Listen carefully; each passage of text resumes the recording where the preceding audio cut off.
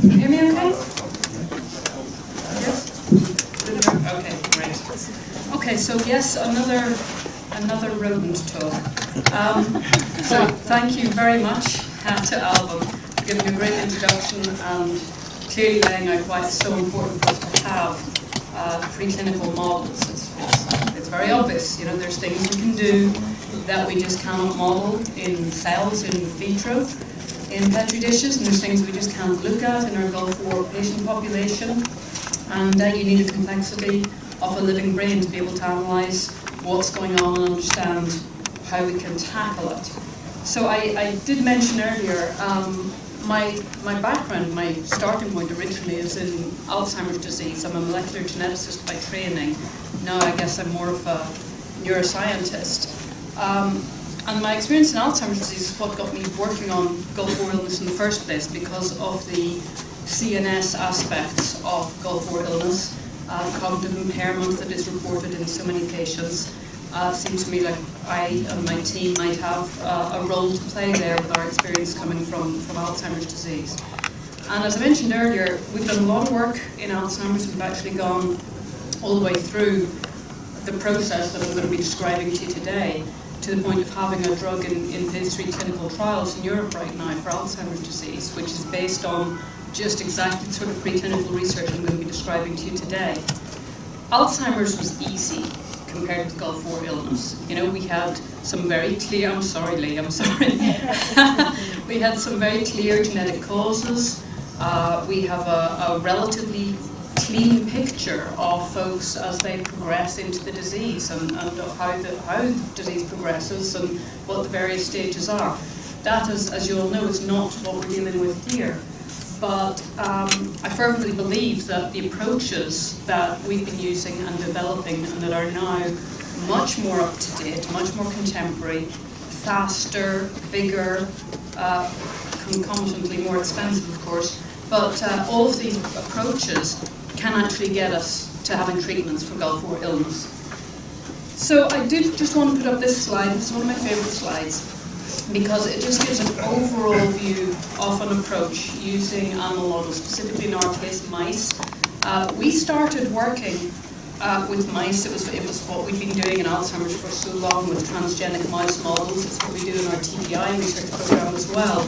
We use mice primarily because of the ability to move on pieces of data such as those which Lee presented to us earlier today. These potential influences of butyrylcholinesterase variants and the PON1 variants, we can explore that in animal models because there are genetically modified mice and all sorts of different loci that may have influence. And there's many more for mice than there are for other rodents or for other animals. And so mice we see as one of the ways to move forward to specifically look at genetic influences. The other thing, of course, is that it's a pretty replicable experiment to put a male mouse and a female mouse together and end up with about 7,000, which is the number that we have in our animal house at the Roscoe Institute. And you know, they're relatively cheap and we can get through the studies. I will just say though, and you know, Alvin didn't highlight this, but these studies take a long time. With the animal studies, with behavioural studies, they're big studies, like it doesn't come close to clinical studies, but you're still talking about behavioural studies needing to have pretty much 12 mice per group in any study in order to be able to be sure of your power to detect a change, because there's all sorts of natural variation in the mouse behavioural presentation. So these are big studies, in our case they're long studies, and I'll go into that in a moment. So our general approach is to develop mouse models of exposure. And I'm going to be really focusing on our work today at the Roscoe Institute. As you're aware, there are many different mouse models of Gulf War illness, as indeed there should be. We need many different models in order to try and capture the heterogeneity that we know is present and that we know was the etiology of Gulf War illness. And I think it's pretty clear that as we advance any potential therapeutics, we can maybe go ahead with early stage clinical trials based on a few studies in mouse models or rodent models. But if we're really moving into larger scale studies, we should be working with compounds that have shown efficacy across a number of different models. I really think so. So we use various paradigms to try and characterize what's going on. Oh, heavens. That's what I somebody else was complaining about. So we use neurobehavioral models. What we've got here is the rotor rod, which is a measure of motor function, where the mice just walk along on a rotating drum and we can accelerate it and see how long it takes the mice to fall off. The table there is the Barnes maze, which is a dry version of the Morris water maze. We have found that to be better in our mouse models. And essentially the paradigm is still the same. There's 18 holes around the perimeter of a round circular platform, where we typically make being on the platform an adverse event for the mouse. It's bright, sometimes we'll have a fan blowing, the mice don't like to be there, so they're looking for the escape hole. So they learn where the escape hole is over time, just as in the data that Alvin presented, they learn where the escape platform is. So it's the same idea. You look at how long it takes them to find the way out, and how that changes after exposure to the Gulf War agents. Then at the bottom we have neuropathological analyses of our mice, and then the molecular profiling, which I'm going to be talking a little bit about, because we have a very nice proteomic, lipidomic, metabolomic platform at the Roskamp Institute. And we're really using that to drill down into what's happening at the molecular level. That's part of our approach to trying to identify therapeutic targets to go after. But at the end of the day, all of this has to relate back to the patient population. So we rely very strongly on our clinical collaborators, and what we learn from Gulf War illness presentation, in order to make sure that what we're seeing in the mouse does have some relevance. We're not going to have the perfect model of Gulf War illness in a single animal model, but we want a model that recapitulates certain aspects of the condition so that we can say we are at least doing something of relevance. And so with that said, I'm going to start talking to you about a few of the different models that we've tried and the one that we've really focused on. I do just want to say one other thing before I move on though, and it came up also with Alvin's presentation. One of the things that I've noticed, and that myself and Jim O'Callaghan, who used to be on the committee, and others have discussed, it's quite difficult to publish animal studies in Gulf War illness. Some of the data I'm going to be showing you today took a very long time to see the light of day. The paper that is in the binder that we have here in the committee, it actually started off a much, much bigger paper. Not saying it was a better paper, there was kind of everything in the kitchen sink in there, and everything got sort of weaned out over the process of review. But then you're left with data that are interesting, like Alvin was describing, but maybe don't stand alone as a paper. And you know, we need to make sure that there's platforms where these data can be shared. I do think sometimes the critique of preclinical models can be a little severe. It's certainly one of the things that we've been criticised for, and I'll be very open about this. Some of our doses seem high, and yeah, we push doses in order to get a phenotype, in order to get an effect in the mouse. But as I say, we're looking across multiple different models of Gulf War agent exposure. We know that that's what happened in theatre, and so I think that there should be a certain amount of leniency in terms of a model where the exposures are not causing overt, acute death or damage to the animal. Because I still think that if you've got something that is considered to be an agent that was relevant for Gulf War illness, that if you're looking at what it does in a different model over time, that has potential value. So I'll get off my soapbox, sorry Kim, I'll get off my soapbox and go on. So the first model I'm going to mention is our PB, PER, DEET and stress mouse model, and I don't think I need to go over the details of the choice here. You've already heard that pyridostigmine bromide and excessive pesticide and insecticide exposure were identified as key components.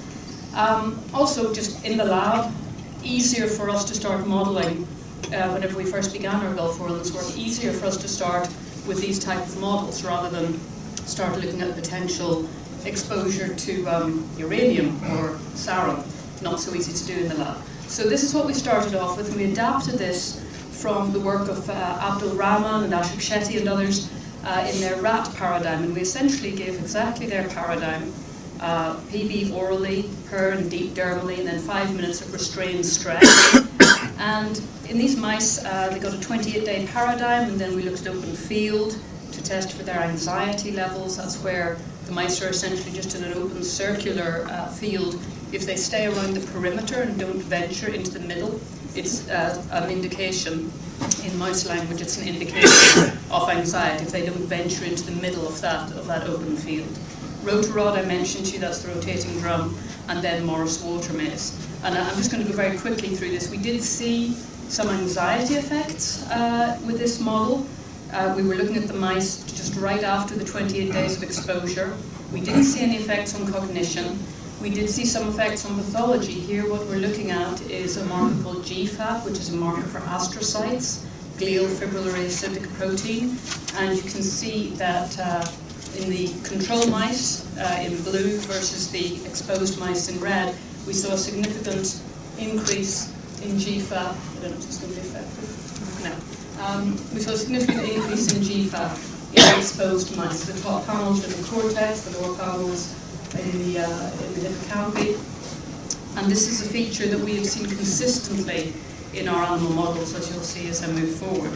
The next model, because we didn't see a cognitive effect, and because one of the things that we had really been interested in was trying to understand the cognitive aspects of Gulf War illness, we looked at a combination of pyridostigmine bromide and permethrin. And here's where you can see we've got quite a high dose there. The permethrin, the PP dose is probably fairly relevant, but the permethrin dose is high, 200 mg per kg. But one of the things I should have mentioned early on, our interest in attempting to model what we're looking at today. Our interest was in giving a relatively acute exposure of the Gulf War agents, and then to look at the mice over time. Because what we're dealing with now, like right now, we're talking about 24 years after that exposure.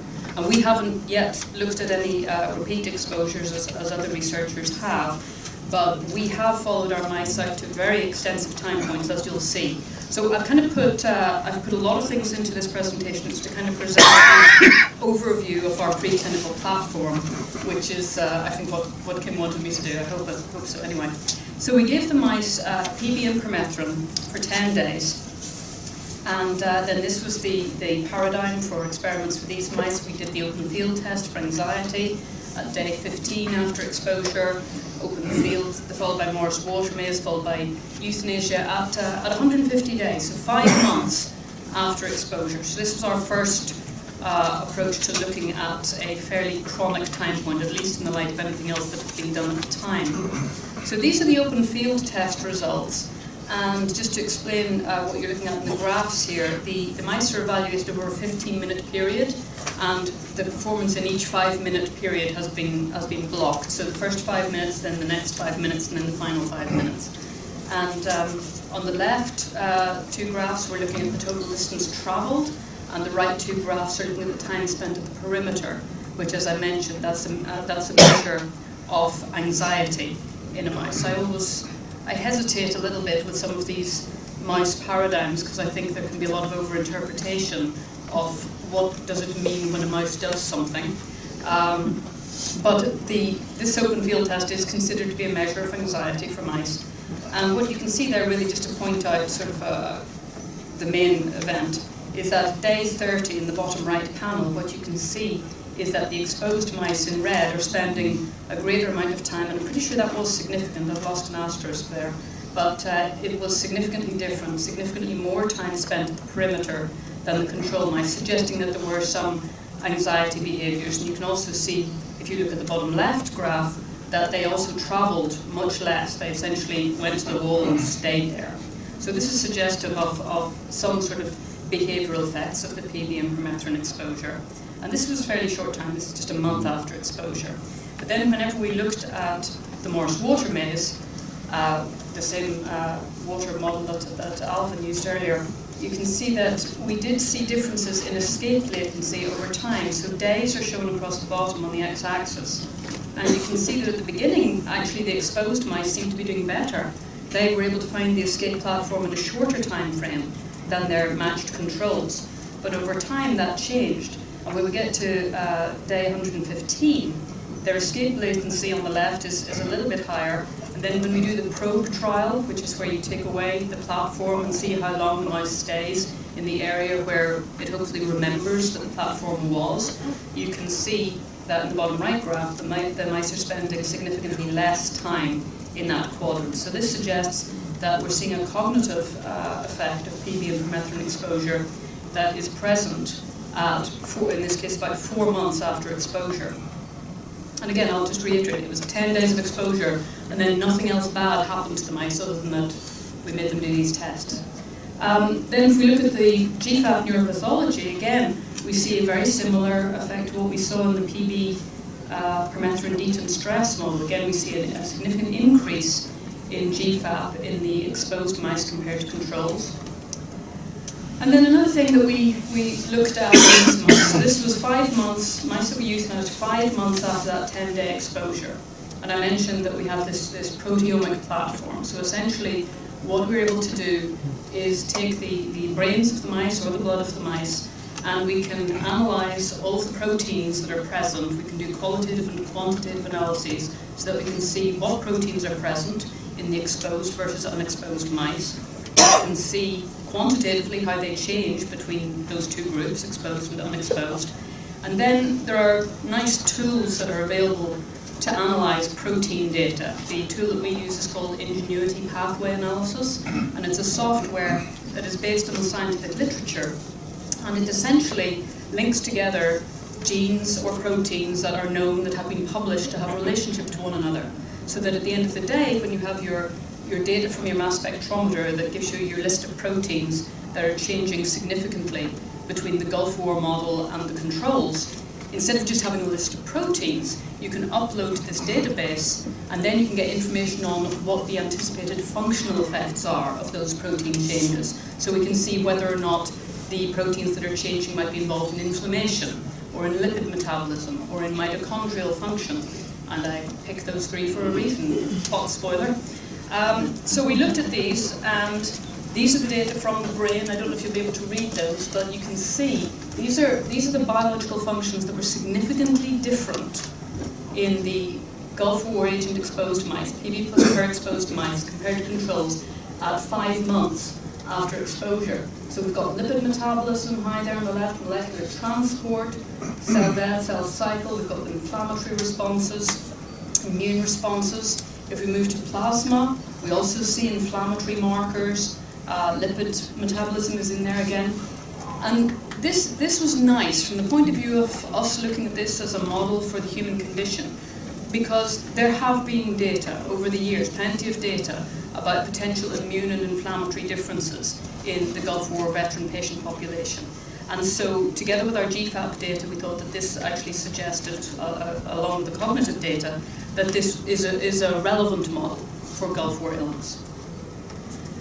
Just in a very small study, we did take a quick look at another exposure, chlorpyrifos, phosphate, as earlier mentioned.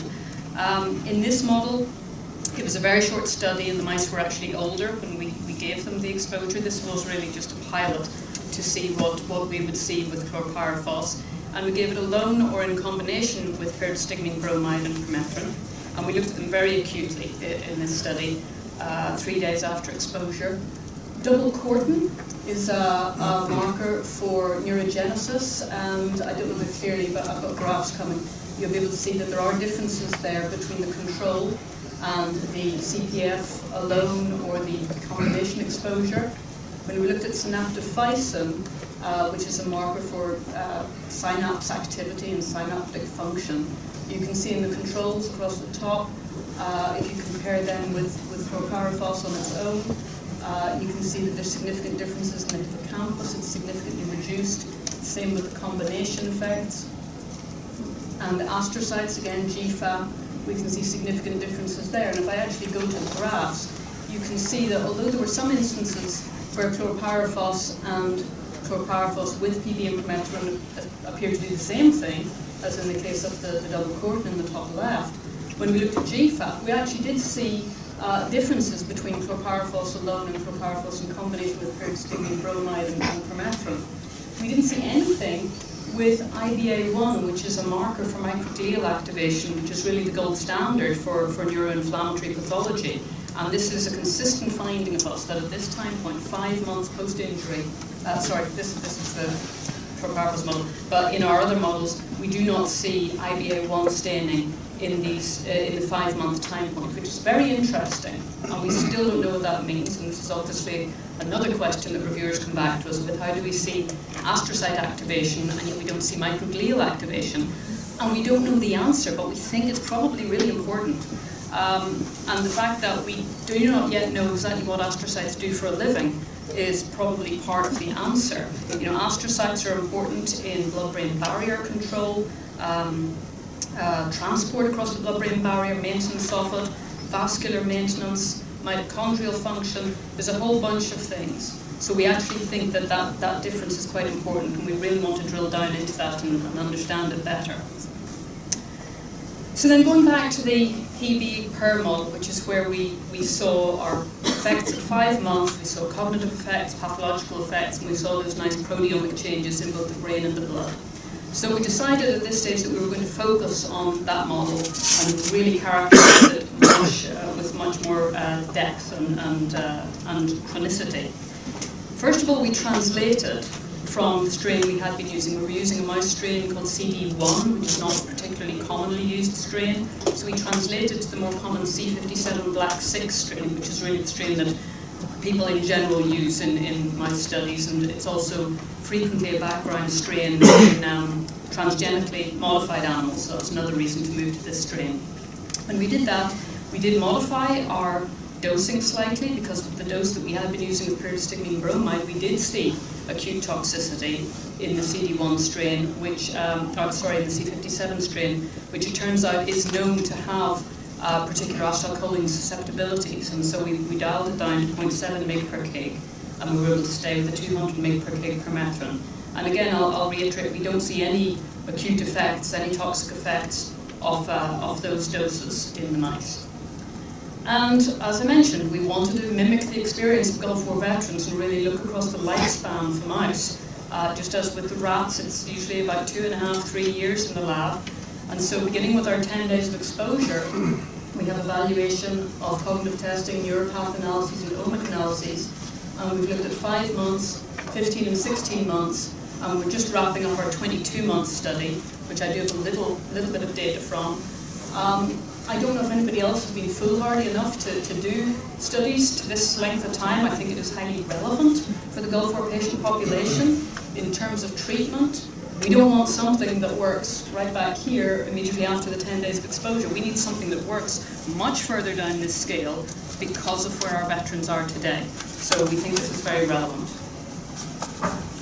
So looking at what we call the young cohort, and these data were in the recently published PLOS-ONE paper. Looking at GFAP, we do not see an effect of GFAP. We don't see that increased astrocytosis acutely after exposure. So this was 10 days after exposure. So 10 days of exposure, and then 10 days later we euthanized the mice. We didn't see anything in the hippocampi or in the cortex with GFAP. But if we look at 5 months, we see significant increases in both of these areas, both the hippocampi and the cerebral cortex.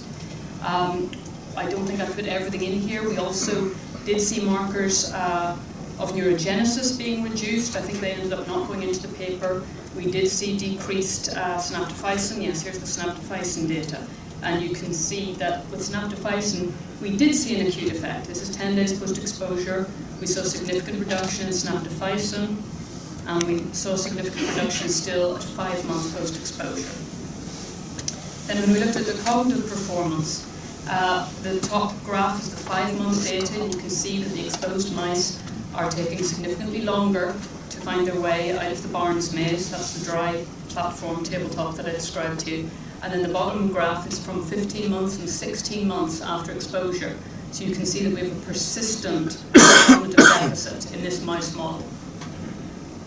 We do have the 22-month data from the Barnes maze, and to be honest, we're not really seeing very much going on at that time point, but actually the overall performance of the mice is quite bad at that time anyway, because the mice were 2 to 3 months old at the time of exposure to try and mimic our young veterans at the time, and our young active duty military at the time. And so by the time we get to 22 months post-exposure, those are 25-month-old mice, so they're getting quite old, so they're not performing very well on the tasks. And back to our proteomic platform, and what we're looking at this time is where we've taken the brains of the mice from the 5-month time point and from the 16-month time point. So 5 months in red, 16 months in blue, and you can see what biological functions are being significantly modulated in the model. And again, you can see that we've got areas that highlight immune and inflammatory function, mitochondrial dysfunction, and lipid metabolism. So those are three key areas that we're interested in. They do have relevance in the human condition from the literature that's out there. So here are data that just show quite nicely the persistence of the astroglia pathology over those 3 time points. So we've got 5, 16, and 22-month images at the top for both the cortex and the dentate gyrus, and quantification below. So you can see at 22 months in the cortex, we do actually still see a significant difference between the exposed and unexposed animals. And I'll just point out that graph, the graphs at the bottom are showing the data expressed as a percentage of the controls. So you can see we've got increased astrocytosis throughout that whole 22-month period in these mice. It persists at a significant level in the dentate gyrus to the 16-month time point, and it's basically gone away by the time we get to 22 months. Now, yes? Sorry, I missed when did that start? When did the When you showing the astroglia activation, when did it start? Our earliest time point that we see is 5 months. Sorry. Yeah, we haven't done anything between the 10 days and the 5 months. That's what I got. Yeah. Okay. Yeah. No, we need to do that. Also, I noticed on slide 4 that has the comparisons for things like metabolic disease, energy production. On the metabolic disease item, there's a red bar but no blue bar. Does that have significance? Is that a real finding, or is it an omission?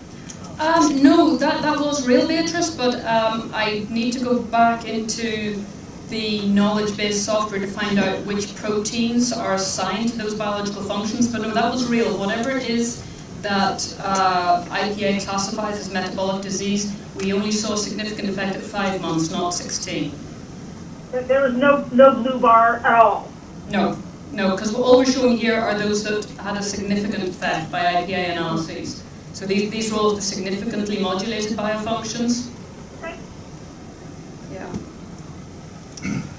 So, as Alva mentioned as well, I'm not a mitochondrial expert either, and we have done just a really, really cursory, please don't hit me, Beatrice, look at mitochondria, because we're really interested in what the mitochondria are doing, and obviously Beatrice has a ton of data that really support a role for mitochondrial dysfunction. So really cursory look, but whenever we saw evidence for mitochondrial dysfunction from our proteomic analyses, we went back to validate some of those markers. So those proteins were shown by mass spectrometry, so now we wanted to go back with a targeted antibody-based approach to see if we could pick it up by Western blot as well. I don't know if anybody's not familiar with this, but essentially what we're doing is you have your proteins on a filter, the proteins from the control mouse brain and the exposed mouse brain, and then we probe them with a labeled antibody, and in this case it's against cytochrome C oxidase subunit 6C. And I had a really, really horrible picture of mitochondrial function that really would have knocked Alvin's picture of the neuron out of the park. It was so horrible, I figured nobody would want to see it right after lunch. But the complexity of mitochondrial function, the different subunits, if you haven't seen it, just Google it. It's on Wikipedia, it's amazing, and it's horrible. But COX-6C is in there.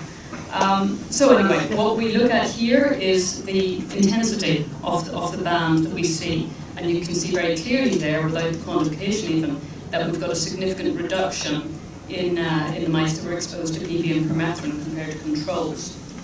One of the other markers we looked at was ubiquinol cytochrome C reductase core protein, and again you can see that we've got a reduction in this protein from the mitochondrial function. And then we actually looked at mitochondrial function by cytochrome C oxidase activity. This is just a kit you can buy, and according to this, we did have a significant effect. The asterisk over the wrong place there, but there's a significant decrease in cytochrome C oxidase activity in the mice. These mitochondrial function data that I'm showing are all from the 5-month time point. We have evidence from proteomics that the same markers of mitochondrial function are decreased at the 16-month time point, but we haven't done any of these Western blot or ELISA type assays yet. So we do have evidence to support the mitochondrial function that we saw from the proteomic data.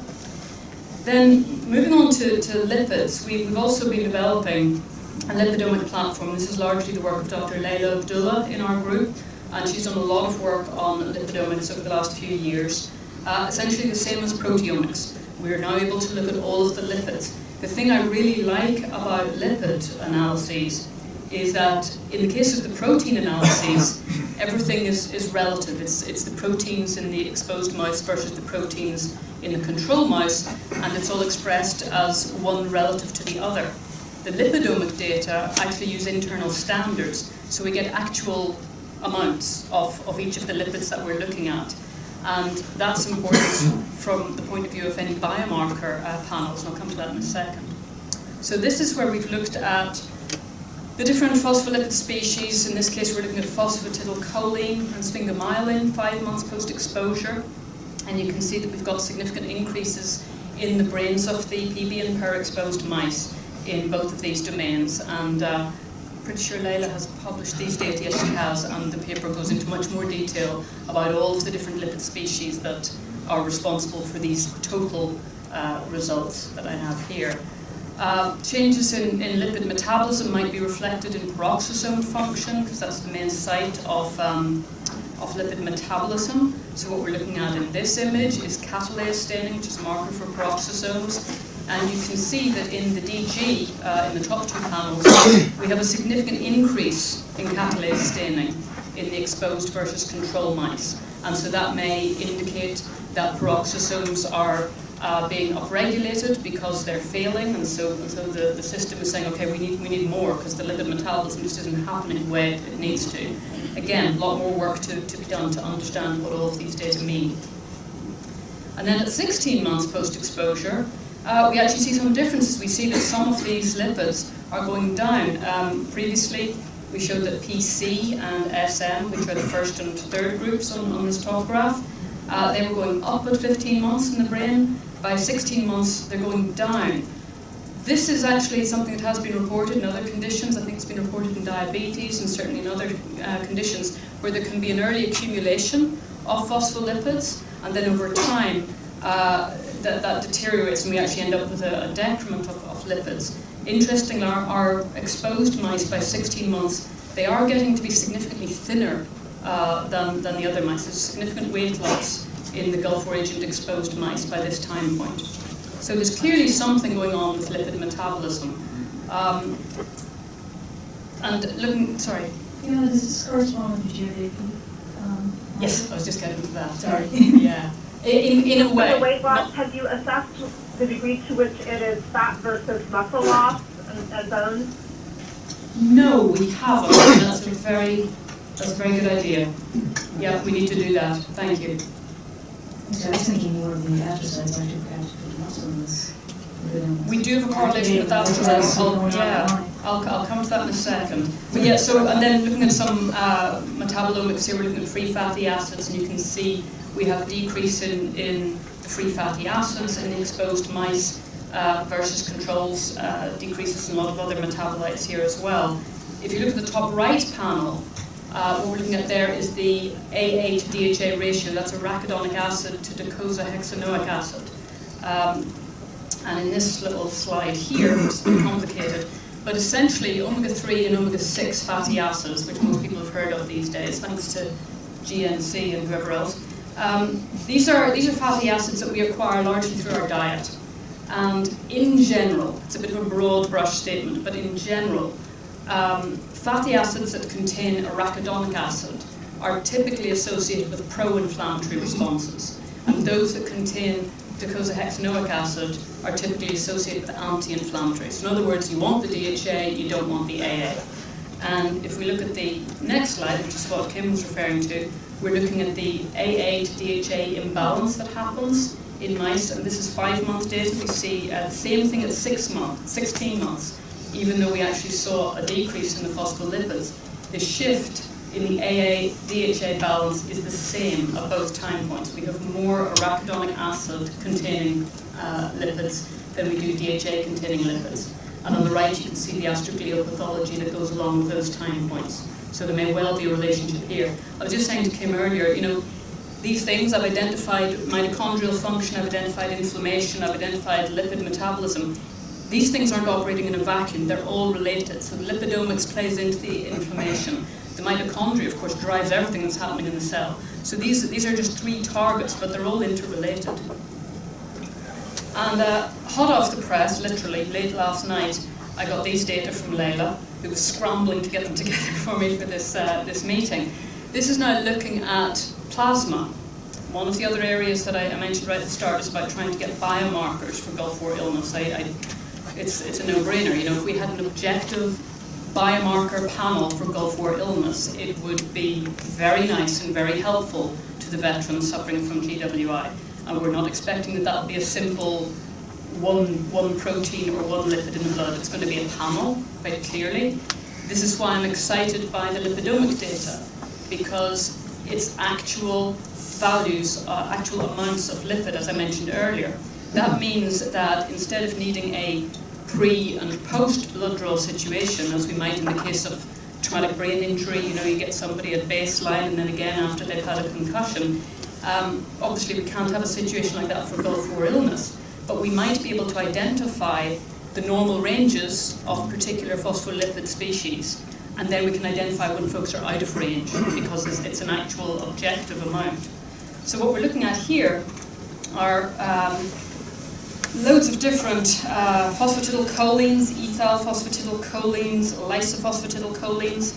I am not an expert in lipid metabolism. I just said that about something else. What am I an expert in? Okay, so I'm not an expert in lipid metabolism, so I can't tell you what all of these things mean. Unfortunately, we don't have the tools for lipids that I mentioned to you for proteins. We don't have the software to upload a whole list of phospholipid changes and get told an answer of that means this particular cellular function is being changed.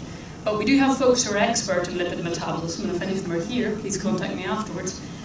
We have some at the Institute, and we're working our way through this. I think one of the exciting things about lipid targets is that these are potentially going to be able to be targeted with dietary interventions. Very exciting possibility. So what we're looking at here are the lipid profiles of our mice 18 days after exposure, and you can see that we've got decreases in lysophosphatidylcholine. The charts on the right show the total, the summary of everything that's on the left. There's all these individual lipid species that are going to make up the lipid class of phosphatidylcholine, for example. So that's down in the graphs, giving you all the detail there. So basically, where we see a change here at 18 days, it's not much, but there's a bit of a decrease in lysophosphatidylcholine in the blood. When we look at 5 months, we've got a few individual species there in the 2 graphs on the left, where you can see that there's a significant decrease, but not too much going on in the overall, though again there's a trend for decrease in the blood.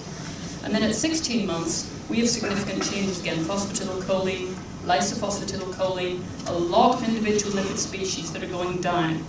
So this is obviously something that's going to need a lot more investigation to see whether any of these could serve as potential biomarkers for Gulf War illness, not least of which, of course, seeing whether we see the same thing in humans.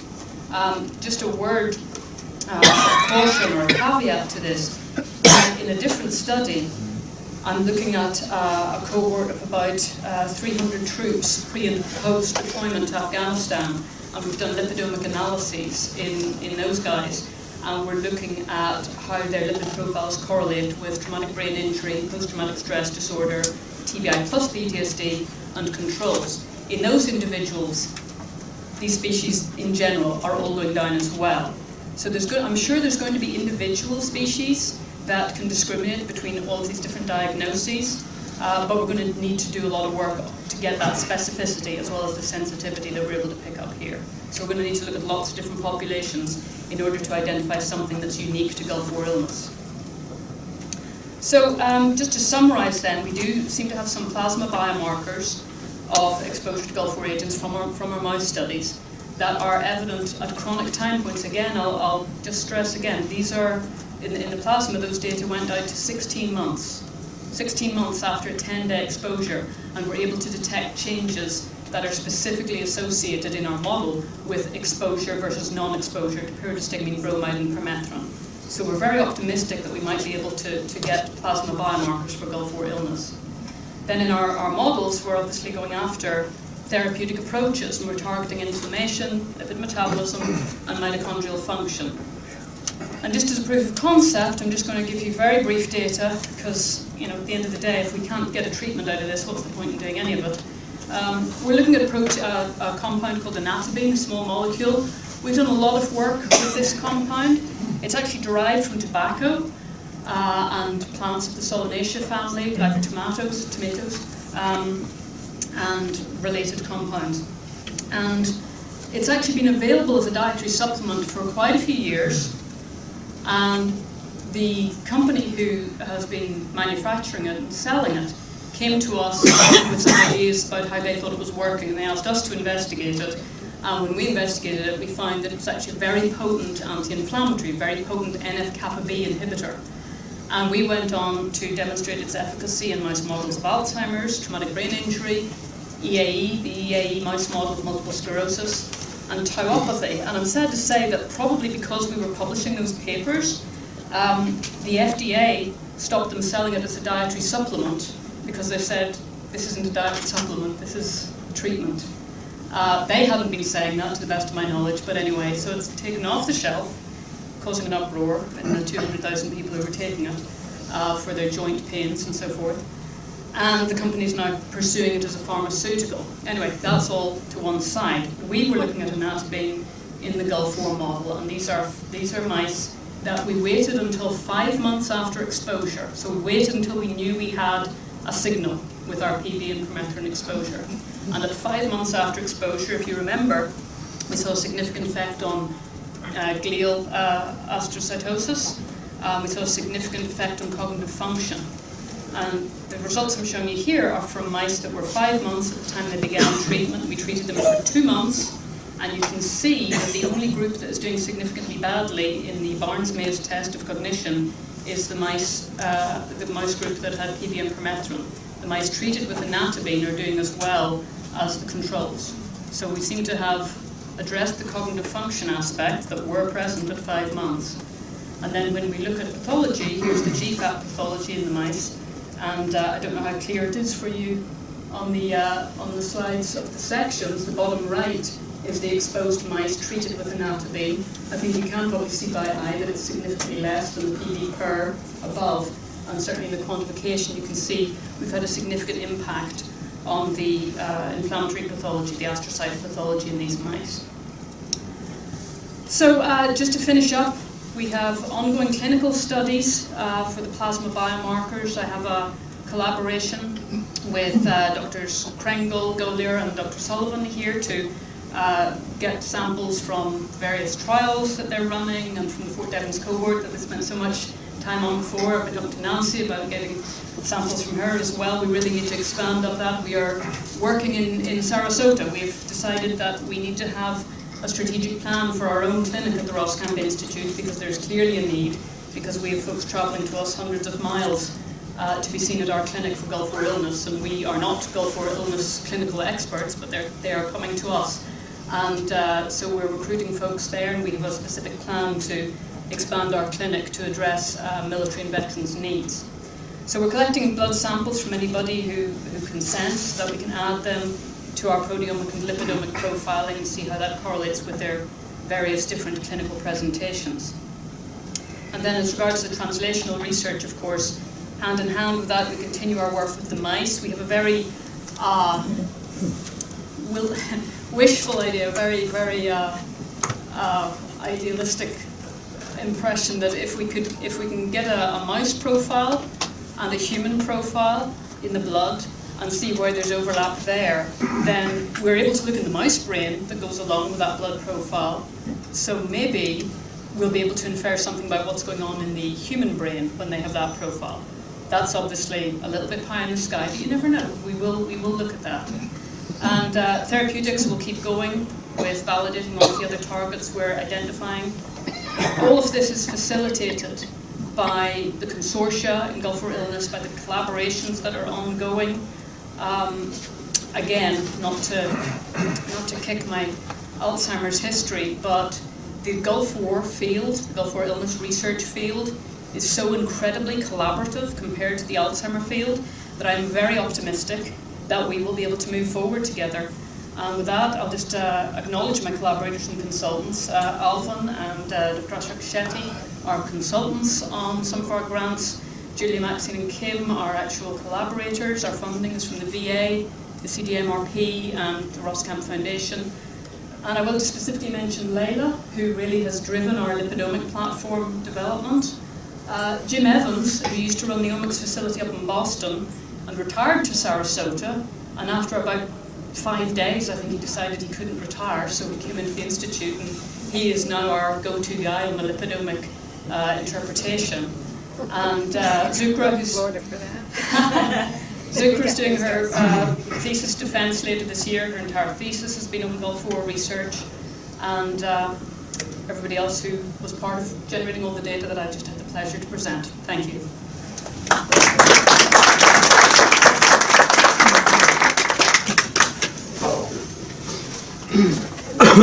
I guess I just have a very brief question, Beatrice, and then you can go ahead. Fiona, can you just remind me of the lipidomic splits and the clinical samples that you're interested in? Is that just plasma? Or Just plasma, yeah. Okay. Yeah, just plasma. We've got a protocol where we can do everything from the same sample. We do the lipidomics, proteomics, metabolomics, the whole thing.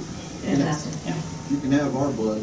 So, yeah, I think we've sort of commenced to validate your findings in Gulf War veterans. We had in our oxidative stress studies found profound alterations in lipid markers, and followed that up with a metabolomic study using 20 male Gulf War veterans and 20 age-sex ethnicity matched controls. And metabolomics, which primarily were driven by lipidomics, allowed complete discrimination between cases and controls, with particular changes in ceramides and sphingolipids. But we also found in our previous analysis enormous changes, primarily depressions in eicosanoids and prostaglandins, derivatives of arachidonic acid. That's great. From our point of view, that just is great for our model, for its relevance. That's super to hear, Beatrice. Thank you. All right, thank you.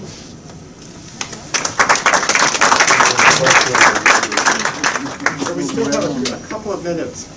Maybe I could ask one other question also. We can do this around the table. Just in a broad sense, of looking at serum markers for various proteins, pathways, and also lipids. How reliable are samples throughout the course of the day, the effects of medication? How many confounders will we have in trying to sort this out? There will be confounders. Certainly, whenever we set up studies or collect blood samples, we have very strict SOPs that we follow in the collection of samples. Because there's also the issue, as soon as you start limiting what a person could have done that morning or that day for the given blood sample, for us, the key thing is to get the blood sample. And so we essentially are just trying to record as much information as we can about what people are taking in terms of medications. We try and have folks come in fasting. I believe that's part of the protocol we have with you guys and also with Julia, that they will be fasting, because that's part of your protocols anyway. But yeah, in answer to the specifics of how those are affected, a lot of the postulates that we're looking at will not have, if folks are fasting, they really shouldn't have any other major influences on them. So there should be a certain amount of stability. But it's a numbers game really. You need to have enough samples in order to really work out what the variables are that are influencing the profile. But Beatrice, you might have with just 20 a signal that could be. Oh, sorry, I was speaking to the ceiling. They were completely separated based on metabolomic and primarily lipidomic markers. And is it a few sample fingerprint that distinguishes the two? A small molecular fingerprint, or is it a larger group of differences? Well, we looked at it in a multi-dimensional space, and obviously we'll benefit from replication. But the tests were very distinct, and the group that did the metabolomics also has data in other conditions like PTSD, and the Gulf War signature is very distinct from those other conditions. I think another thing that might be worth mentioning is that the factors you mentioned that can cause variability are only confounders if they're related to case control status. So if they're applying equally in cases and controls, they're sources of variance which can affect statistical power and the sample size you need, but they probably will not serve as confounders unless you have some way of differentially, assessing veterans and controls at different times of day, et cetera. So again, I think the bigger issue is that they may serve as sources of variability, but it probably, a lot of the kinds of ways we would be, if people are recruiting veterans and controls and seeing them in the same fashion, they probably won't serve as confounders. And when you say that they're discriminating, they're discriminating at a group level or at an individual level? Well, you can sort of, again, in this multi-dimensional space, you can draw sort of a circle around the set of individual Gulf War veterans and a circle around the controls, and there's no overlap. So then in theory, it is clinically diagnostic. In principle. Now, of course, the problem is that because this is the index sample rather than a validation sample, this is the group from which the discriminators were derived. So it's desirable to replicate it to show that it's affirmed in a replication sample. And it may turn out that it's Are you going to be publishing this? Well, I hope so. Me too. Yeah. Let's send her a validation. Two quick comments. Let's send her a validation sample. Just think of that, Beatrice. When can we send you a validation sample? Tomorrow. Okay. Good. Serious. Yeah, serious. Let's talk offline. That'd be great. Okay. So a couple of things. First, a comment about how messy humans are compared to mice. I think we still have to understand that the more we restrict our patient samples, the less generalizable it is. And in chronic fatigue syndrome, we certainly have had the experience of restricting to the point where only 3% of the clinical population was even eligible for the study, then a failed study, and then what do you do? In that case, it was a restriction that said no central nervous system acting medications can be on board. So we prohibited all pain medications, mood, things people were taking over the counter. And in the end, you ended up with just the people whose bodies were their temples and refused to take anything whatsoever, and they wouldn't sign up for the study anyhow. So it's important to be careful. And I think that as we go forward, in particularly in clinical trials, that start from this great animal base that you're setting up, that we simply have to power the studies up enough to deal with the complexity of the populations. It's terribly important. That's one thing. Second, I'm going to say that, and you may have heard me say this before, but our computational modeling has certainly pointed right at the FFB, so I was really pleased to see you focusing on that, and that it was upstream of a number of our other targets. So I actually think it's an excellent place to be doing clinical trials with that kind of focus. Yeah, I'm kind of buggy a little bit about this whole delay effects thing. Oh, yes. Did you see it? Other people don't take. You think it's related to permethrin and just having different mechanisms, perhaps, when they have phosphates and maybe outlook, and do you think that's partly what's pushing it? I do think so. I think that, what Pinterest is that we see this delayed emergence of a phenotype that hasn't been reported in other models. Yeah, I think maybe it's something to do with the permethrin effect. I don't think our permethrin exposure is that crazy given what I've been told about what was happening with permethrin, sodium uniforms, etc., etc. So I think it might be related to that though. I think that the current emergence at some point before the 5-month time point persistence, I suspect that the mitochondrial dysfunction is probably key in there. We haven't yet looked at the acute time point, but I don't think we saw anything at the proteomic level to suggest that there was anything going on with mitochondrial dysfunction acutely after exposure. So yeah, I think that's again, is why I stress the fact that I think we need to have all these different models of exposure to the different agents, the different paradigms, and ideally be looking at things for all these groups. Can I address that for a second? Okay. In our battalion, when I got sick, and before I got sick, when I was getting sick, and all the people in our battalion who were getting sick and everything, one of us had any of the stuff sprayed in or soaked in our uniform shop. We did not, the stuff was still in the cans were still in our supply area and all that, so our uniforms did not have any blood stuff in it. We had the stuff still in the supply and all that. Somebody said, well, washing unit, when you wash your uniforms, soaked it and pre-washed it. Our washing unit was a little plastic tub with us with a gallon of thing to rinse it out. We didn't have laundry like some of the units may have done. We washed it by hand, so we didn't have any of that stuff you guys were talking about that was in the uniform. Our uniforms in forward deployed units didn't have that stuff. If we arrived in theater in December and January and all that. So that is not a factor in what got a lot of us get sick, especially in the first ID. That did not get me sick. I never had a can, never opened it. And a lot of those cans weren't used in our units, and we couldn't even bring it. I mean, it was a shock for some of us when they found out we weren't even authorized. The Food and Drug Administration, whoever, Agriculture Department, said we couldn't even bring that crap back to the United States because it wasn't authorized or allowed in the United States. And then, so that wasn't even a factor for the first ID division because we hadn't even put it on our uniform yet. By the time I got sick, I was shipped off to the hospital.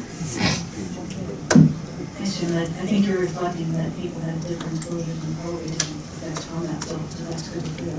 And conversely, I actually, in some of our pesticide application studies, actually introduced some folks and we had someone who actually personally treated uniforms with this herself, and it had quite significant effects. So I think it really ranges, and it's good to have all perspectives there. Well, I can tell you that the people who were getting sick, by the time they were already getting sick in the desert, for the people up in our area, we were getting sick after they started blowing up ammunition stockpiles throughout the whole front area long before they started spraying their uniforms.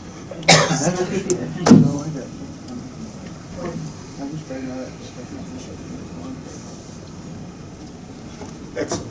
Thank you. Sure.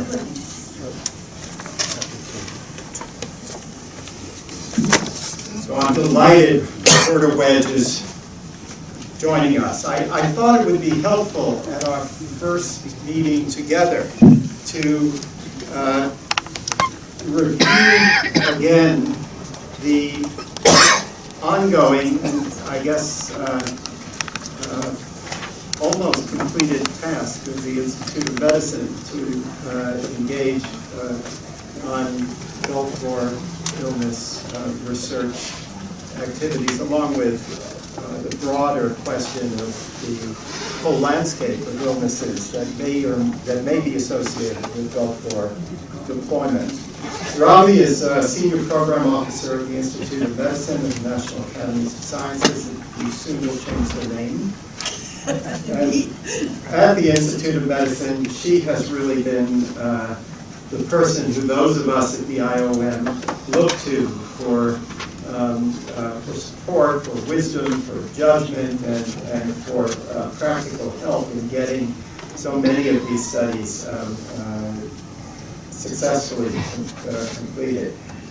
She's been involved in 3 of the IOM Gulf War studies, I believe, and was the Senior Program Officer for Volume 8, which was where we worked together. So I called Ravi and asked if she would be able to help present a brief overview of the IOM's current activities and thinking about the Gulf War problems, and also perhaps help suggest to us ways that we might even increase our impact in the coming months and years. So thank you, Ravi, for coming. Well, thank you. It's a pleasure to be here. I think some of the material I'm going to cover is familiar to many of you, but for some it may be new. So I'm going to first just give you an overview of who we are and what we do, the committee's approach, and why we have done it. I think there's often a perception that we are driven by outside forces, and I hope we can clarify that. So the Institute of Medicine asks and answers the nation's most pressing questions about health and health care. We are independent, we are a nonprofit organization, we are not part of the government. Many people think that we are not. We're not the National Science Foundation. And we provide unbiased and authoritative advice to decision makers and the public. We brief Congress, we brief veteran service organizations, we brief anybody who is really interested in our studies, and we're happy to do that. We were established in 1970 as the health arm of the National Academy of Sciences, which many of you know was chartered under President Abraham Lincoln in 1863. We're just celebrating his death now, 150 years later. We serve as an advisor to the nation to improve health. That is our goal for all of our studies. We attempt to provide unbiased and authoritative advice on a myriad of health-related topics. Our reports are evidence-based, as all recommendations must have findings to support them. Committees are composed of experts in the field of interest. These can be very broad, from physicians to PhDs, clinicians, to more philosophers, policymakers, lawyers, anyone who has an interest and can provide us expertise for our committees. They all serve pro bono in the interest of advising the nation.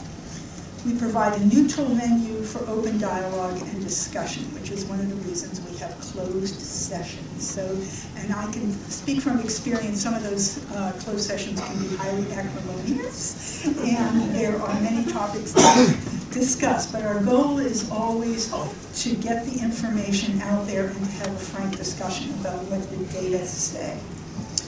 As Steve just alluded to, we are an honorific organization. We are hoping eventually to change our name. Not all committee members are Institute of Medicine members. They can, many of them come from all academia and consulting, as I mentioned earlier. So the origins of the Gulf War in Health series. We have done 10 of these. They are all based on requests and contracts with the Department of Veterans Affairs.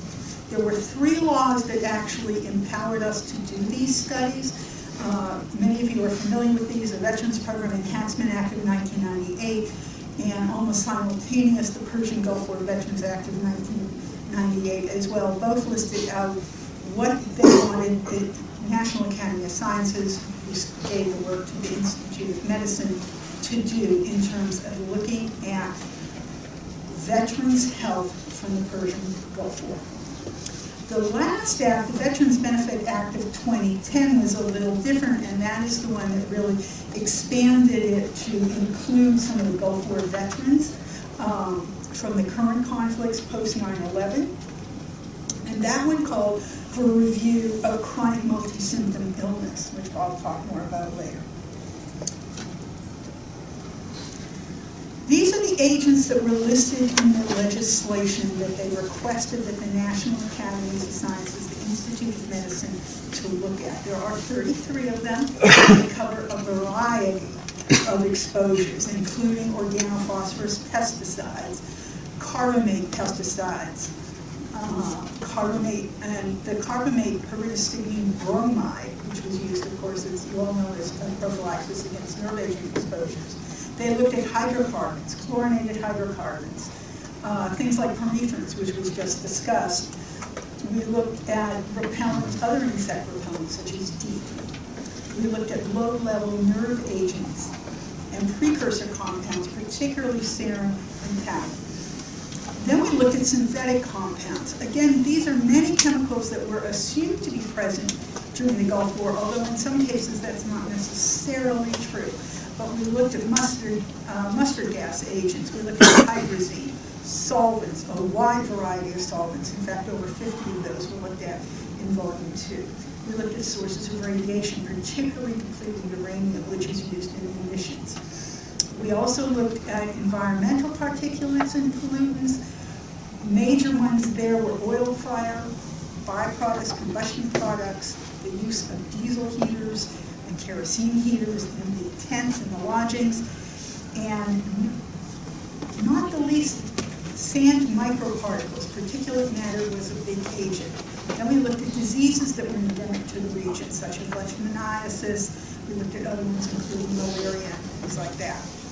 We also were asked to look at time-compressed administration of multiple live attenuated and toxoid vaccines, and those were covered in enough volume as well. So based on the legislation, each of the studies that is done by the IOM has a specific statement of task. So far we have done 10 volumes. I think many of you are familiar with these. The volume, and we've been doing these for 15 years now. Beginning in 2000, when volume 1 looked at pyridostigmine bromide, sarin, depleting uranium vaccines.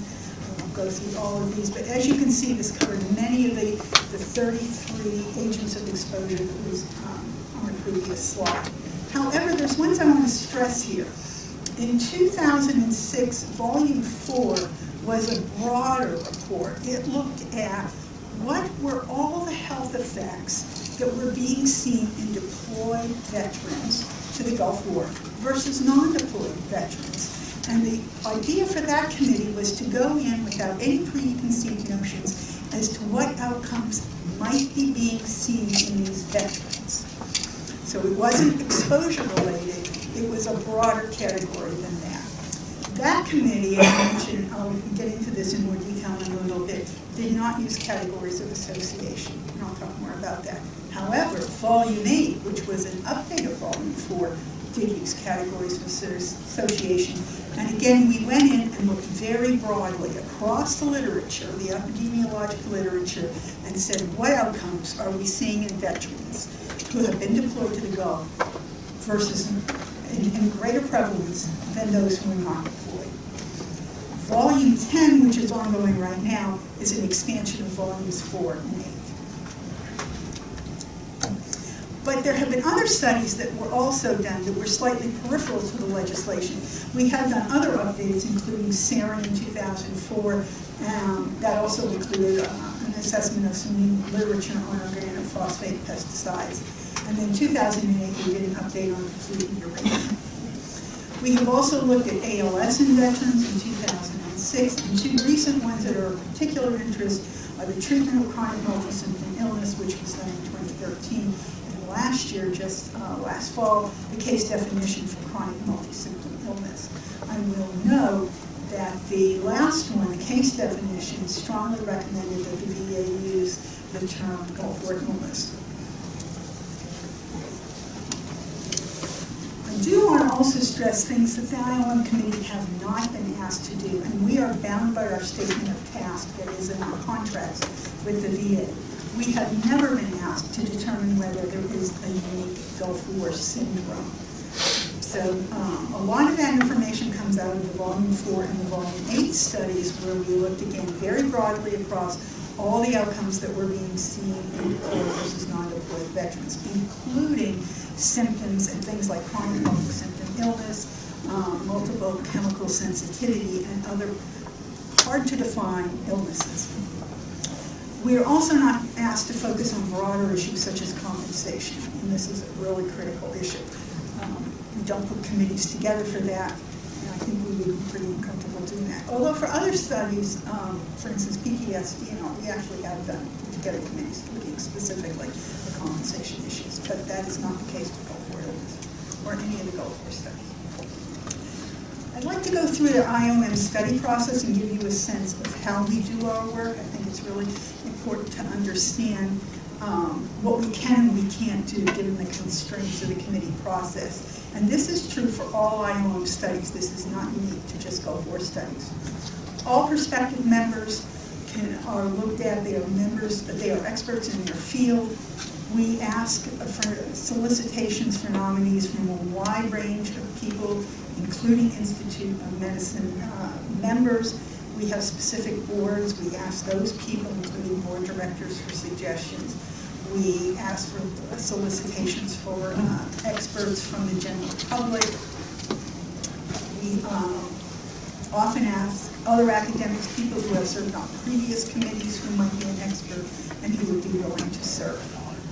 The government agencies that sponsor our products are not permitted to select members, nor are they aware of who we are looking at. They can suggest people, as can anyone else who is aware of a study, but we are not bound to take their suggestions. All of the nominations are approved by the chair of the National Research Council, that's the operating arm of the National Academies. The members are chosen on the basis of their knowledge and experience.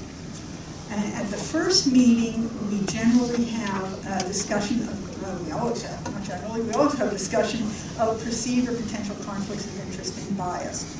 Once committee members have been nominated, and we often choose from a slate of over 100 people that we look at, we do post their names, their affiliations, and short biographies up on our public comment in our current projects list on the National Academy's website for 20 days, and I will tell you, we often get some very strong comments about who should and should not be on the committee. We do take those extremely seriously, and those are discussed at the first meeting. And we often, as a result, do modify the committee membership. And in fact, that occurred recently with just Gulf War 10. Every attempt is made to have a balanced committee, and they have to commit to looking at the evidence with an open mind. We recognize that because these people are experts, they do come with biases to the committee. They do have expertise in that area, and they do have areas of research that they are working very heavily in. But their goal is always, as a group, to look at the evidence with an open mind. So our committee deliberations. We have information gathering sessions. Many of you have actually attended and or presented at our open sessions. We have asked the sponsor to come.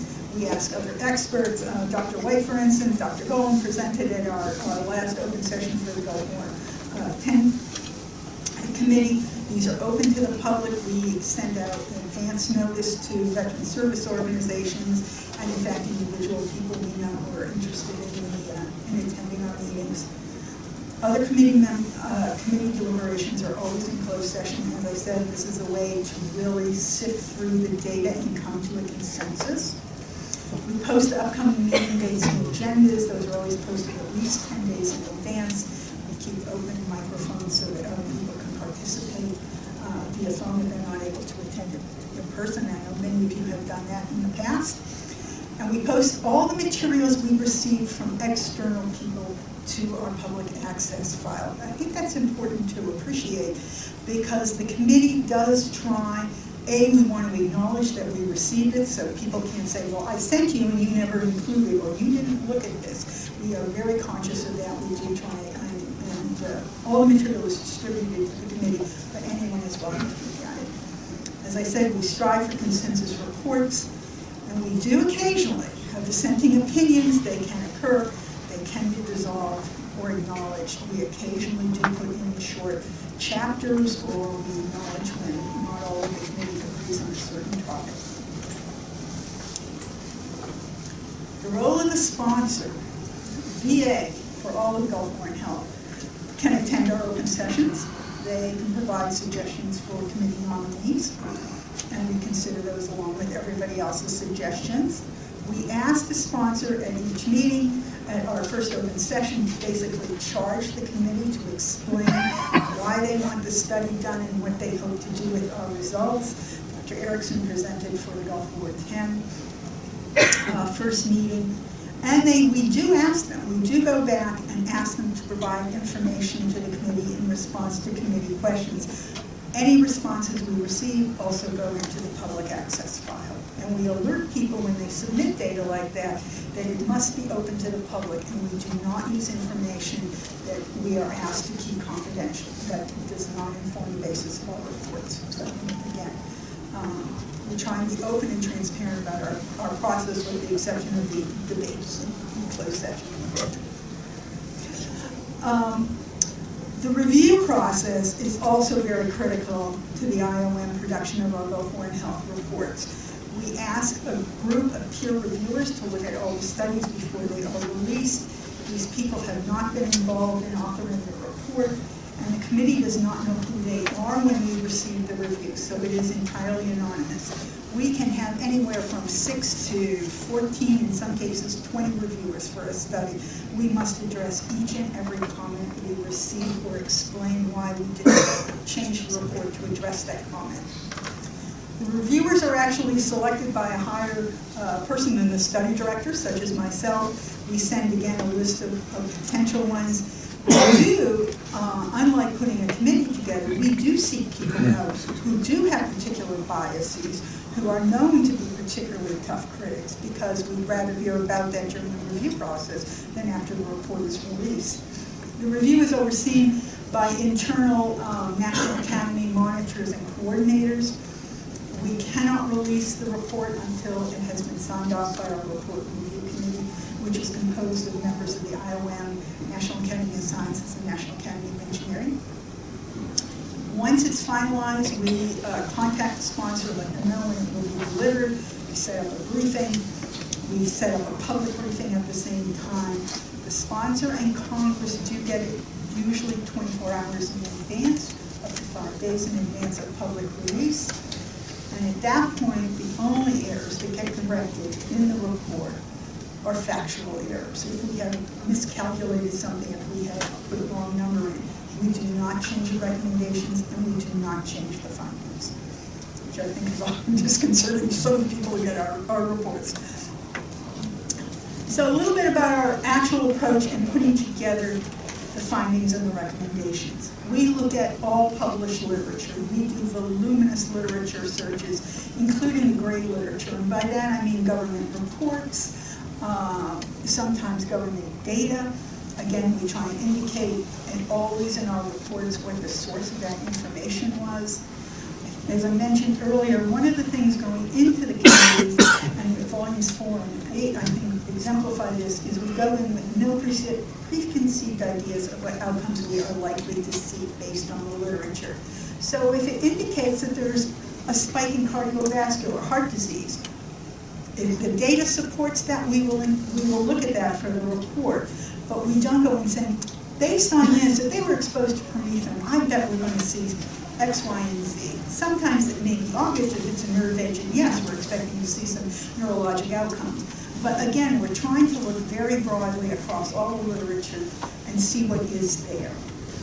Human epidemiologic studies have more weight than animal studies. The way the language in the legislation was written, we are to look at what health outcomes are occurring in deployed veterans. So while animal studies, such as Dr. Crawford just mentioned, are fantastic, and we do look at those, the weight of the evidence tends towards human epi data. We look at all the studies to reach a consensus. We sit in a group and we discuss each and every study that we're looking at. Some obviously are not relevant for a number of reasons. Perhaps they don't have a control group. Perhaps they don't have, or the exposures are too hard to figure out, or they're below what might have been expected in the war zone, things like that.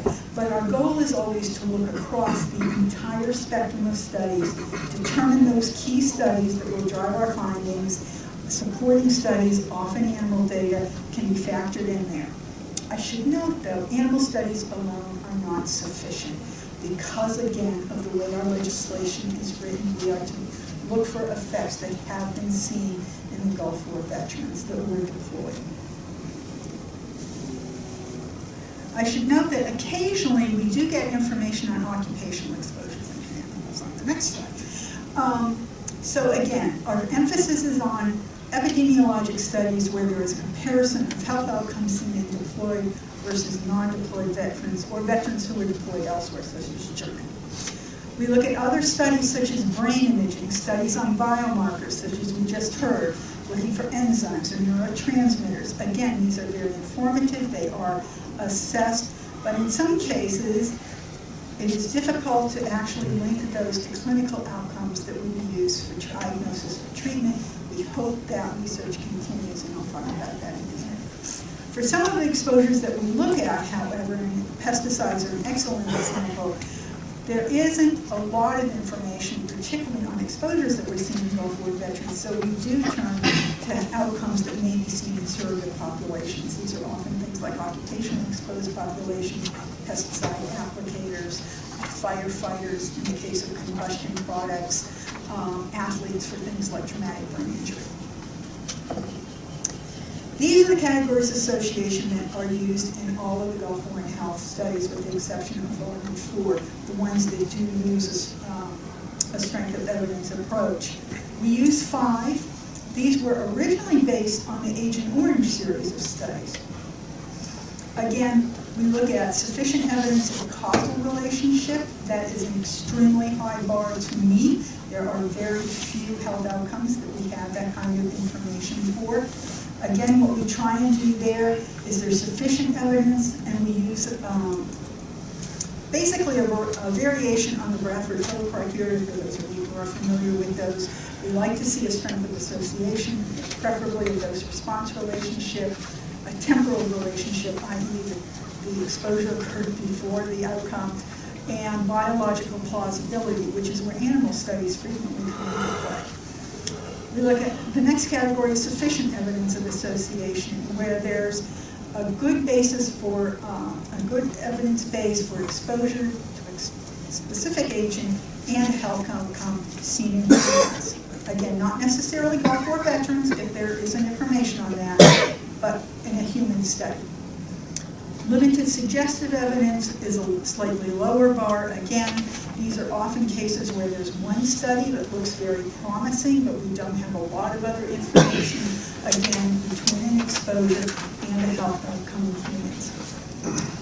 By far the largest category is inadequate, insufficient evidence. This is, unfortunately, there's just a dearth of information on this. There needs to be a lot more research done on effects seen in Gulf War veterans.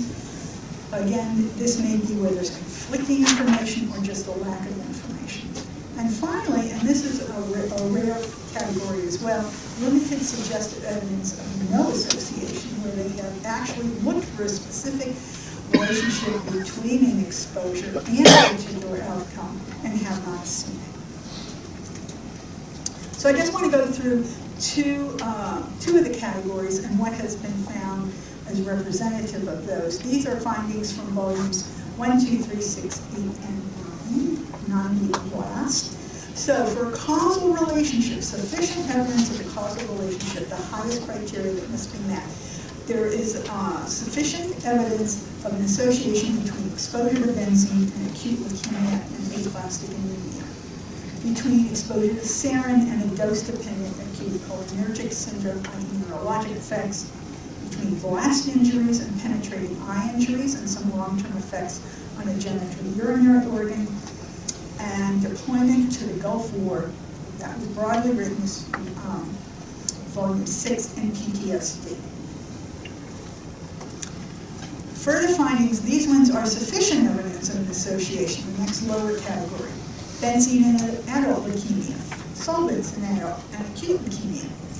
Again, the solvent propylene glycol and contact dermatitis, pyridine bromide, and transient acute cholinergic effects, neurological effects. Anthrax vaccination and transient acute local and systemic effects. Botulinum vaccination, again, and acute local and systemic effects. Combustion products and lung cancer. That's particularly surprising. Deployment-related stress and psychiatric disorders, particularly PTSD, other anxiety disorders, and depressive disorders. I will note that that's based on the DSM-4 and DSM-5, which splits those out. Alcohol abuse, accidental death, that's in the first 5 years after return from deployment. Suicide, again, in the first 5 years after deployment, and marital and family conflict. There's sufficient evidence of association between blast injuries and PTSD, endocrine dysfunction, post-concussion, concussive symptoms, persistent headache, permanent neurologic disability, and long-term dermal effects, and finally deployment to the Gulf War. Again, this is written broadly, and other psychiatric disorders, including anxiety disorders, depression, and substance abuse, including alcohol abuse. Functional gastrointestinal disorders, by that we mean irritable bowel syndrome, but not irritable bowel disease, which is a structural one. Multi-symptom illness, also known now, I think, as Gulf War illness, and chronic fatigue syndrome. I'm not going to go into the ones that are limited, suggestive, or inadequate, insufficient. If you're interested in those, contact me. I can send you the list of them. So, moving ahead, and these are primarily based on Volume 8, which I think put a lot of thought. The committee was struggled to try and make recommendations about where Gulf War research should go in the future. And I think we just had a great presentation on where it is going in the future. So, and I think actually it was particularly pertinent because one of the things that the Volume 8 committee, which focused more broadly, some of the other committees that looked at blast, which meant brain injury, those are very specific to those particular outcomes. But Volume 8 looked at it more broadly, so these are broad recommendations. We said that there was a continuing need for well-designed follow-up studies using robust Gulf War cohorts to track mortality from primarily external causes, but in general as well. Cancer, particularly brain cancer, neurologic and psychiatric outcomes such as PTSD, ALS, multiple sclerosis, perhaps eventually Parkinson's disease, and other ones, and other health outcomes that occur later in life, which goes to the fact that as this population ages, there may be health outcomes that will crop up as time goes on, such as cardiovascular disease, other cancers, other than brain cancer, and other neurodegenerative diseases, as I mentioned, Parkinson's being perhaps one of those. Further study on the functional gastrointestinal disorders, and large studies to identify genetic variants and rare environmental events that are related to those outcomes. One of the things that committee, the Volume 8 committee, felt very strongly about was that further studies that look solely at laundry lists of self-reports of symptoms in Gulf War veterans were not going to provide the best basis for moving forward in trying to figure out what Gulf War illness is and how it might best be diagnosed and treated. Primarily because we're trying to link it back to specific exposures. They are very difficult to replicate 25 years out.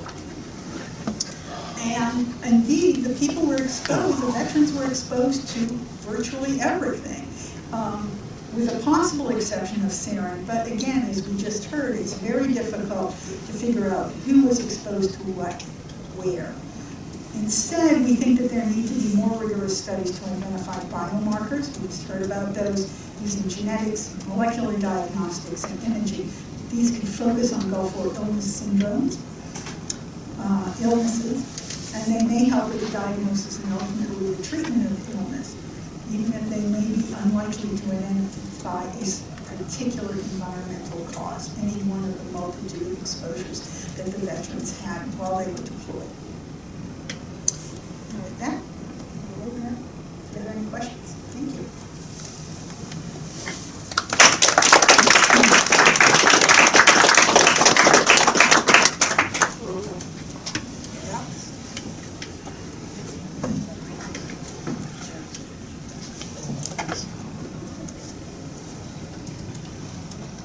Can we find your presentation on? Yeah, my name, a little loud, sorry about that. My name is Lauren Erickson, Dr. Hauser. I'm sitting in for Dr. Agarwal, who had another meeting, so I'm one of the VHA representatives. Quickly, by way of introduction for those who don't know me, I'm the acting chief consultant for post-deployment medicine, post-deployment health. So all these environmental issues that we talked about related to Gulf War come to our office. And in fact, we're the sponsor, probably well knows, for these Gulf War studies. So it's my honor to work with you, Robbie, and to interact. Another hat that I wear is that I'm currently the chair of VA's IOM Standing Strategic Work Group, which means all of the IOM studies actually come across our committee. I'll make this really quick. I want to underscore a couple of things that Robbie said and made very clear, just for the audience to know. I'm a Gulf War veteran. I served 32 years active duty. Also got to know all the drop zones at Fort Bragg. If that gives me credibility. In any case, a couple things. One is, the IOM does not make recommendations for presumptions to the VA. The IOM does not make recommendations for presumptions to the VA. And that's really important for people to know, because a number of folks think that the IOM report has contained in it, VA, you need to make these presumptions, and that's simply not the case. The second thing to underscore is the independence of the National Academies of Science Institute of Medicine, which we think is exactly the way to go and is important. Once the VA has made the charge to the committee, we do not interfere with that committee. Now, from time to time, the program officer who is working with the committee may contact VA and say, give us this, and they'll ask for a report, or they'll ask for some very specific clarification. Dr. House, you served in these capacities. But otherwise, VA does not interact with that committee. The next time we get to hear from the committee is just a few days before the report goes public. And again, that's real important. Again, IOM does not make recommendations for presumptions. And the VA, once we tell the committee what we're looking for in terms of the broad questions to be answered, we stay hands off. We maintain that barrier. Just want to emphasize that. Right, I probably should have noted that on the slide where it says we don't go into compensation, and we would consider that to be, the presumptions would be part of that. So yes, that is something we definitely stay away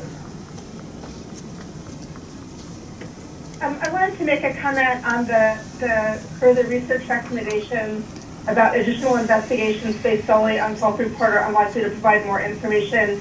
I think most of us in the committee have long thought that there should be a focus on biomarkers, but biomarkers, in the absence of connecting them to the health concerns of Gulf War veterans, don't have much utility. And I would urge not sort of discounting the symptom reports of Gulf War veterans or implying that they don't have an important place in this research agenda. I think we would agree. I think we were looking at studies where it is simply saying, were you exposed to this, and this, and you have this, and this. Those right now, and there were a lot of those that were initially done. I think the tenor of those studies has changed somewhat over the years, so they're a little more focused on trying to tease out specific outcomes and all, but you are absolutely correct. And I think those early studies were important in directing, for example, the kinds of research that we heard today. We did a good job of showing evidence that those studies contributed to the identification of exposures like pyridostigmine, bromide, and pesticides as important exposures for the biomarker work that she and others today have also published. So I think that was important initial work. Absolutely. But I think we need to build on that. Just to follow up on that, if you can just look at a little bit of the threshold for, when you use things in social science. So some of the things you presented, there is so much data pending in cancer. Some of these things that are just, there's so much out there now that it's sort of stating the obvious. So, so at what threshold level in a community like this of research where there isn't hundreds and hundreds of studies ongoing at the same time, do you finally say, yeah, there's a connection now, we do see it now? Can you give me a handle on it? Just some way to sort of understand, what level does that reach the IMO criteria that says, okay, it looks like every committee is different, and every committee has a different charge. So I would say one that looked at the case definition, for instance. They really struggled with what they were looking at in terms of, and as you know, they basically said, there's two. We think the VA, it's your call on that. I think other ones where they have looked at specific exposures, for instance, like PV. I mean, I think the committees do struggle with what does the particular evidence base look like, and every one of them is a little different. I mean, I wish I could say broadly that, if you have 10 studies that are positive and 2 that are negative, and they have this kind, we can do that analysis in that sense. It's much more qualitative. So it is highly study specific, and I wish, and every committee struggles with that. Do we want to go and do our EPA's IRIS or IR, where every single study is ranked we don't do that. It is a much more, I guess, collegial discussion about how good or bad evidence base is. What do we want to include?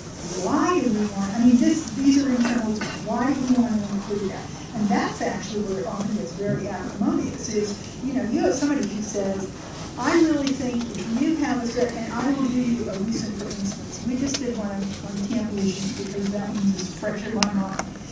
There was a caveat added to that because several of the committee members really felt that and we didn't use labels of association with that, thank God, because it wouldn't have been appropriate. But we did go in and we looked at body literature and we said, you know what, there's a really good study here and we can't ignore it. So we're going to put it in here. But we're going to say not everybody on the committee agreed that this was a sufficiently high bar.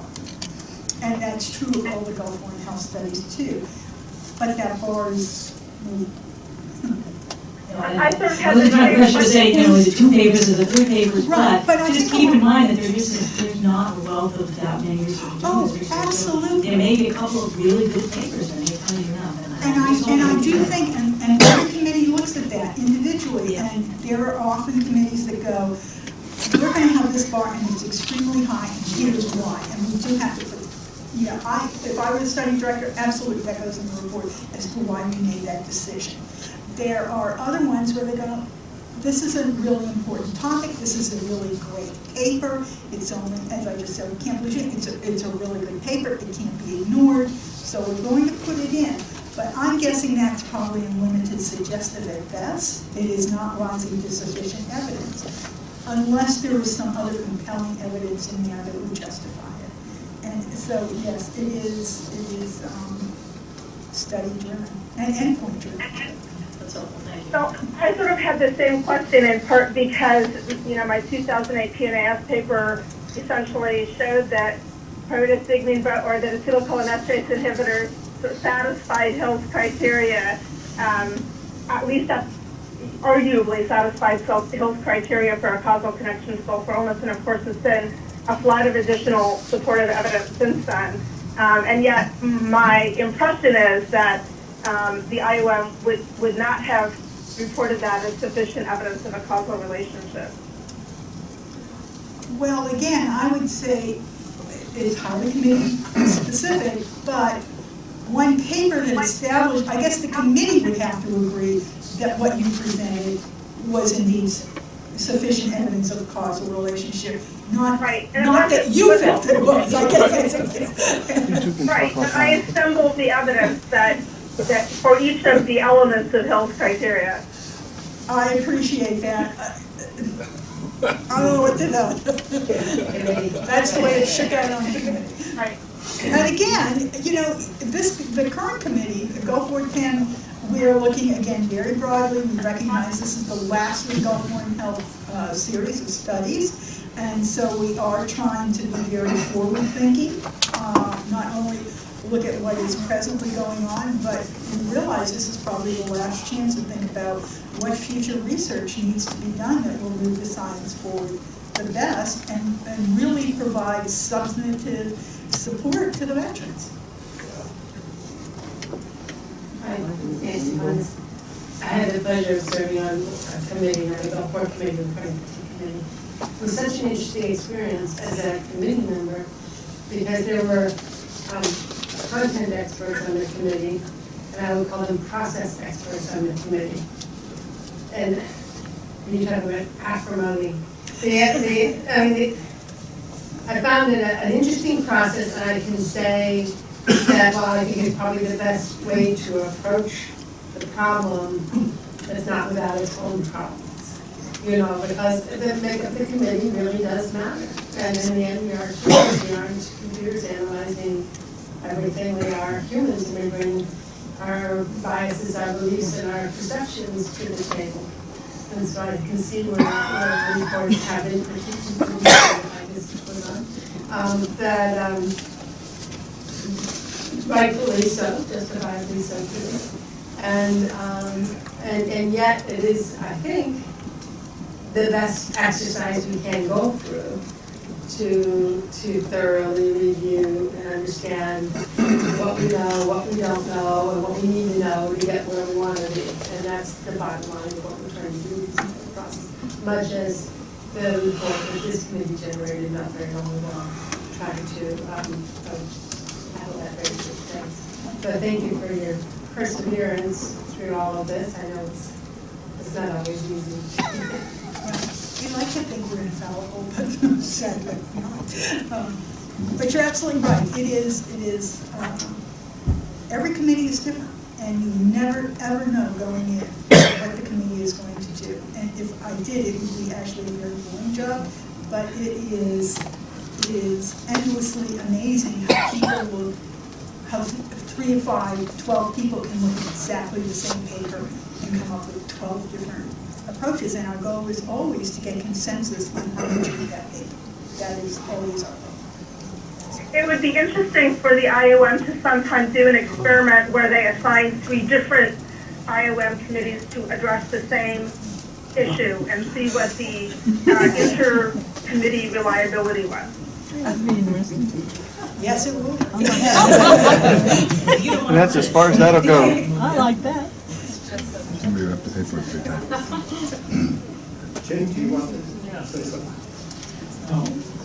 All of the studies and everything that the IOM has always looked at, was singular exposures and preconceived notions such as a single exposure to serum nerve agent will kill us dead. You look at the singular exposures in the science, and the science study that this experiment shows serum nerve agent will do this. This exposure shows that PD will do this. This exposure shows oil well will do this. You're looking at a bunch of veterans back behind you who were exposed. Some of them may have been exposed to 10 agents. Some of them were exposed to 33 different agents. You have not looked at a single piece of science or any study that combined all 33 agents to see what it will do in combination. The most that anyone had ever done in any experiment, it was a lab animal study, was 3 combined exposures. Until somebody does that, you're only guessing, because you can never come up with what causes us to be sick until you can sit there and do a good experiment with 33 exposures combined. Other than that, you're only playing with our lives. It's 25 years since this all started, and we're only playing guessing games with our lives. We're sick, we want to get healthy. And I mean, you're saying this is the last time you're going to look at this with the IOM. Why? Is it over? Yes. Are we better?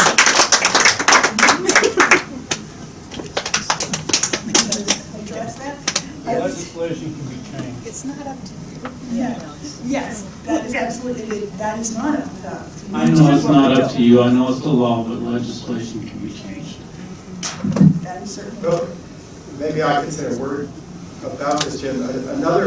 I was thinking of a few things that might be interesting to say, but one of the things Robbie said that was also important, but wasn't a slide, is that the list of things that we know, that we think we know are not related to deployment is very small.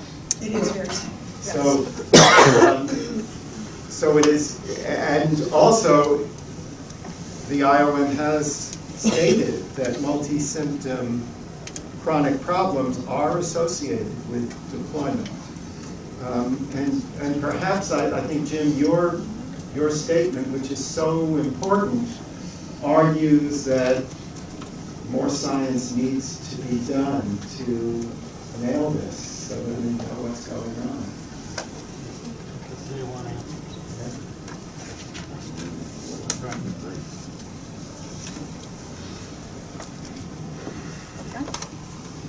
Thank you, Robbie.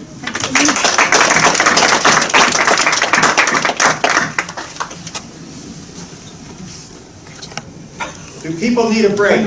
Yeah. All right, 15 minutes.